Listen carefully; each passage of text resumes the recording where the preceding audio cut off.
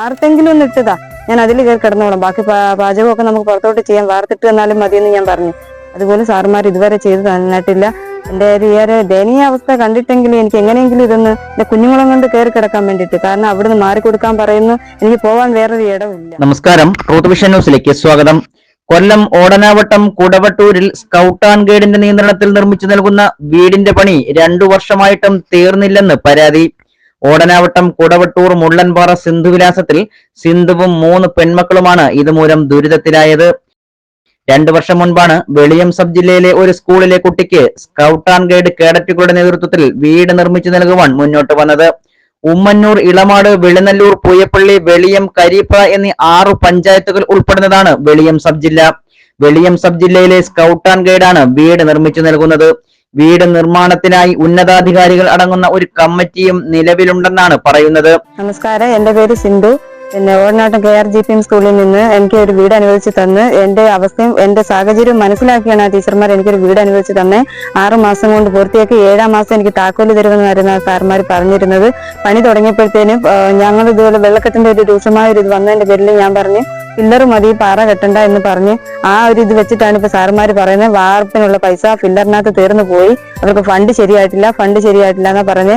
ഞാൻ കഴിഞ്ഞ മാസം ഒരു 3, 4, 5 പ്രാവശ്യം ഞാൻ സ്കൂളിൽ പോയി സാറുമാരോട് കണ്ട് കാര്യം പറഞ്ഞു. കൂടാതെ ഞാൻ എന്റെ മോളടുത്തും കൂടെ പറഞ്ഞു, മോളും കൂടെ ഒന്ന് പറയണമെന്ന് പറഞ്ഞ് കുഞ്ഞിനെ കൂടി പറഞ്ഞു വിട്ട്. അന്നേരവും പറയുന്നത് കഴിഞ്ഞ മാസം 30-ന് മുമ്പ് വാർത്ത് തരാം എന്ന് പറഞ്ഞതായിരുന്നു. അത് എന്നിട്ടും വാർത്തില്ല. വീണ്ടും എന്റെ കൊച്ചിനെ ഒന്നും കൂടെ പറഞ്ഞു വിട്ട് ഞാൻ ഇത് പറഞ്ഞപ്പോഴത്തേന് പറഞ്ഞ് പെട്ടെന്ന് ശരിയാക്കാതെ ഉടനെ തന്നെ പണി തുടങ്ങും, പേടിക്കണ്ട എന്നുള്ളതാ പറഞ്ഞിരിക്കുന്നത്. ഞാനന്ന് ഈ വാടക വീട്ടിലാണ് താമസിക്കുന്നത്. ആ വീടും അതീവ ഗുരുതരാവസ്ഥയിരിക്കുന്ന ഒരു വീടാണ്. ഞാൻ അതിലും പേടിച്ചാണ് കിടക്കുന്നത്. അതിൽ നിന്ന് ഇറങ്ങി കൊടുക്കാൻ വരെ പറഞ്ഞതാണ്. എന്റെ ഒരു സാഹചര്യം കണ്ടിട്ടാണ് അതിലെ ഓണർ നിർത്തിയിരിക്കുന്നത്. എങ്ങനെയെങ്കിലും സാറുമാർ ഇത് പൂർത്തീകരിച്ച് തരണമെന്ന് മാത്രം പറയാം. കെട്ട് പകുതിയായതോടെ പണികൾ നിർത്തിവെച്ചു. 2 വർഷക്കാലമായി ഇതേ സ്ഥിതി തുടരുകയാണ്. തുടർന്ന് നാളിതുവരെയും യാതൊരുവിധ നിർമ്മാണ പ്രവർത്തനങ്ങളും നടത്താതെ ഭിത്തികെട്ടിയ കട്ടകൾ ഇടിഞ്ഞു വീഴുന്ന സ്ഥിതിയിലാണ്. വീടിനകത്ത് വട്ട ഉൾപ്പെടെയുള്ള മരങ്ങളും വളർന്നു. എന്നിട്ടും ഇതുവരെയും പണികൾ പൂർത്തീകരിച്ചില്ല. സിന്ധുവിനും 3 പെൺമക്കൾക്കും ഇപ്പോൾ താമസിക്കുവാൻ സുരക്ഷിതമായ ഒരു ഇടമില്ലാതെയായിരിക്കുകയാണ്. മക്കൾ മൂവരും വിദ്യാർത്ഥികളുമാണ്. ഇവരുടെ ദയനീയ സ്ഥിതി കണ്ട് പ്രദേശവാസിയായ ഒരാൾ വീട്ടുവാടകയില്ലാതെ ഒരു വീട് നൽകുകയായിരുന്നു. എന്നാൽ ഇപ്പോൾ ആ വീടും കാലപ്പഴക്കം കൊണ്ട് കുറേശ്ശെയായി ഇടിഞ്ഞു വീണുകൊണ്ടിരിക്കുന്നു. അവിടെ നിന്നും ഉടൻ മാറി മറ്റൊരു വീട് വാടകയ്ക്കെടുക്കുവാൻ പോലും നിവൃത്തിയില്ലാത്ത സാഹചര്യമാണ് നിലവിൽ സിന്ധുവിനുള്ളത്. ഇങ്ങനെ ആരും ഞങ്ങളൊക്കെ ഉള്ള സഹായം കൊണ്ട് അവർക്ക് വിൽക്കുന്ന വീട് ഇടിഞ്ഞു പൊളിഞ്ഞ് തകർന്നു വരും. വല്ലവർക്ക് ഒരു വാടകയ്ക്ക് അവിടെ താമസിക്കുക. അവർക്ക് എത്രയും പെട്ടെന്ന് നാട്ടുകാർ കൂടി വെച്ചു കൊടുക്കണമെന്ന് ഞങ്ങൾ എപ്പോഴും പ്രാർത്ഥന.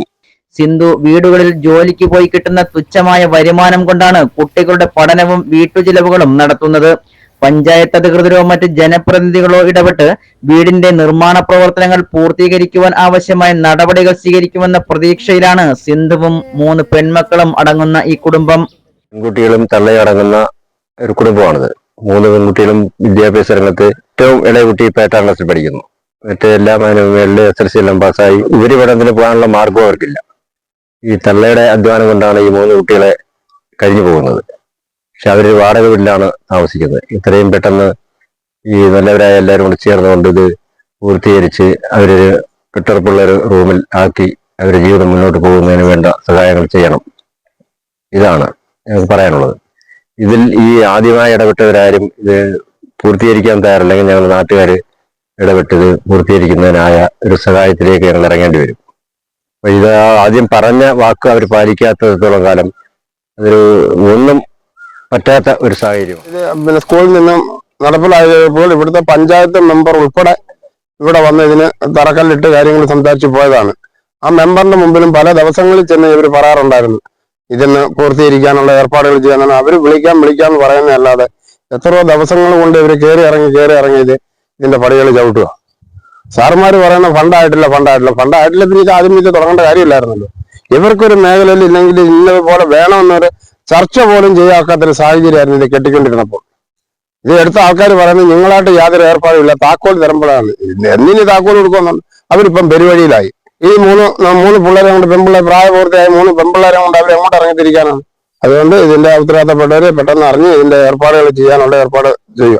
ഇല്ലെങ്കിൽ ഇവിടെ ഒന്ന് പറയുന്നത് ഞങ്ങളെ കൊണ്ട് ഒക്കത്തില്ല എന്ന് പറയുകയാണെങ്കിൽ ബാക്കിയുള്ള ജനങ്ങൾ തീരും. വീട് നിർമ്മാണത്തിനോടൊപ്പം കുട്ടികളുടെ പഠനം തുടരുന്നതിനും നന്നേ ക്ലേശിക്കുകയാണ് ഈ കുടുംബം. കുട്ടികളുടെ തുടർ പഠനത്തിന് വേണ്ടിയും നല്ലവരായ സുമനസുകൾ കനിയുമെന്ന പ്രതീക്ഷയിലാണ് ഇവർ.